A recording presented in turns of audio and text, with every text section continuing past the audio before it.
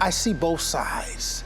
I see why the community feels the way they do about law enforcement. I see it from the perspective of being a black man. Local force crime and safety expert Darnell Blackburn spent nearly 3 decades in law enforcement, first as a police officer at MSU, then with the Auburn Hills Police Department. For more than 15 years, he helped write the curriculum for the Michigan Commission on Law Enforcement Standards. MCOLES develops the training and standards curriculum for every police officer in the state. I'm doing a lot in the area of implicit and unconscious bias, how officers see themselves as well as the general public, and just mending the fences between the police and community. The murder of George Floyd in 2020 by a white police officer sparked global protests, millions demanding police reforms and justice for marginalized communities. Disregard for human life. Tonight, Americans are reacting with sadness. In late January, 5 black Memphis cops were fired and indicted on murder charges. The victim, 29-year-old Tyree Nichols, died from injuries following a traffic stop. Stay in the car! And this year in Michigan, a white Grand Rapids police officer will stand trial for murder, accused of fatally shooting a black motorist in the head during a traffic stop. If you constantly see a black man being hurt, harmed, shot, beat by a police, you have a legitimate concern to be angry as a black person or as a person of color, a BIPOC person. You have a legitimate concern. And I think that law enforcement needs to recognize that. Blackburn points to his own time as a police officer in Metro Detroit, where he worked road patrol, narcotics, and community policing. There are more occurrences that do happen that are positive interactions that aren't reported than the negative ones from the police perspective. So I get both sides, and really I'm able to pull that together because of my experience as a black man and my experience as a law enforcement officer. He says the national narrative plays a large role in shaping the public's perception of police and community relations. The police perspective on protests differs depending on whether you're a white or black officer. The numbers tell the story, and that is coming up. We often take a broad brush and paint it on everybody and generalize it. One bad cop makes all cops bad. And so I think that's the challenge is for us to look as a community, look locally. Doesn't mean it doesn't happen, doesn't mean it hasn't happened. Let's just look at what's going on here in our area and see how it's working out. Perception, of course, is a two-way street. Let's take a closer look at a nationwide research study that was conducted just a few years before the murder of George Floyd. In 2017, the Pew Research Center canvassed 8,000 policemen and women from departments across the country. The survey by the National Police Research Platform was one of the largest ever conducted. A singular finding found huge differences between the views of white and black officers.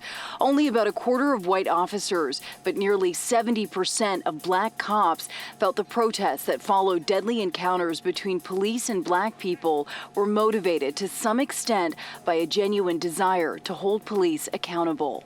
Being a trainer on implicit bias, one of the things I do is walk in the room and I say, hold up, this is not a situation where you're about to be indicted, but you got to have an open mind to realize this, to be educated. But before you can tackle the curriculum, let's look at staffing. The Police Executive Research Forum conducted a nationwide survey in 2021. It found a 5% decrease in new hires, an 18% increase in resignations, and a 45% increase in retirements. Having the manpower to allocate to training the community is tough. Having the time, because most police departments are short-staffed. Those things are huge challenges right now.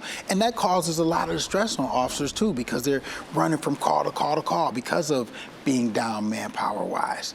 So I think that's one of the biggest challenges. And the community is what they see. It's what they see. I mean, if you see this all the time, it becomes a reality to you. So it's a huge challenge for the community to get involved. When you see this, why would I want to get involved in it? Coming up, the ACLU's research highlights some interesting facts about police budgets' impact on officer-involved violence. Blackburn says police departments can improve relations with the public by prioritizing the emotional health and well-being of those on the front lines.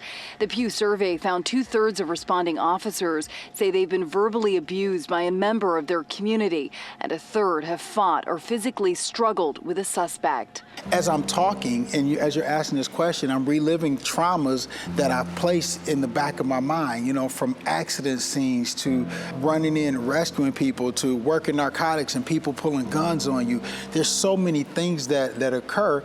After about 7 years, you know, I kind of got to a place of feeling almost burnt out again. And so you just have to constantly remind yourself that this reality that you see every day, dealing with the negative aspect of things, is not the reality of normal life. Blackburn ultimately turned to educating and training law enforcement to help solve systemic issues, but says he still worries for his family. I'm a black man before I was a police officer. The ACLU says drastic changes are needed in our approach to public safety. Such excessive force by police is particularly disturbing, given its disproportionate impact on people of color.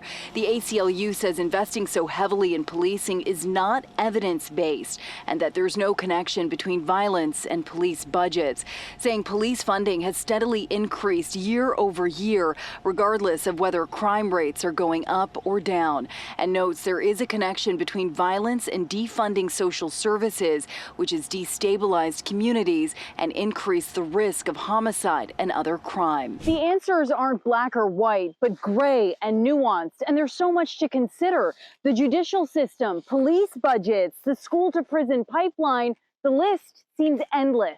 As a trainer, as a bridge builder, as a member of the community, as a former law enforcement officer, there's nothing more frustrating than people really not being willing to meet in the middle and try to make it work. And so the biggest shortcoming is just people really truly wanting to give this a try and really wanting to learn about both sides. Blackburn says change is possible, and it starts with all of us.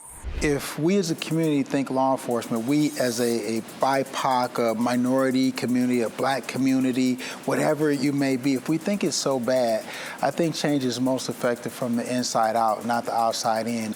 My hope is to integrate police departments so that we have a better understanding. We as a community, we as a people have a better understanding as to why law enforcement responds the way they do. And also we can take that back to the community and we can fix some of the broken parts of law enforcement. While there's no simple answer, there are smaller potential solutions. We as a society can choose whether to invest in social services and mental health resources for some of our most vulnerable.